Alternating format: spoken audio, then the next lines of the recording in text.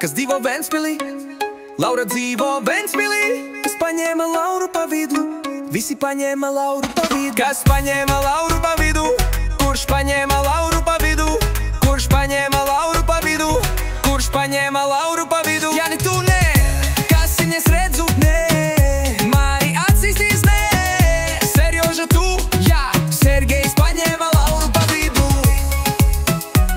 Sergejs paņēma Lauru pa vidu. Nu veci, Sergejs paņēma Lauru pa vidu. Sergejs paņēma Lauru pa vidu. Nu veci, Sergejs paņēma Lauru pa vidu. Sergejs paņēma Lauru pa vidu. Nu bija tā, skatos Laura virtuvē stāv. Pievu ops paņem virtuvē. Aizgājām uz guļamistabu arī, tur arī. Pēc tam piečomiem laižam uz galeni, galenē atkal. Visi sasēdāmies vāģī un laižam uz tārgali.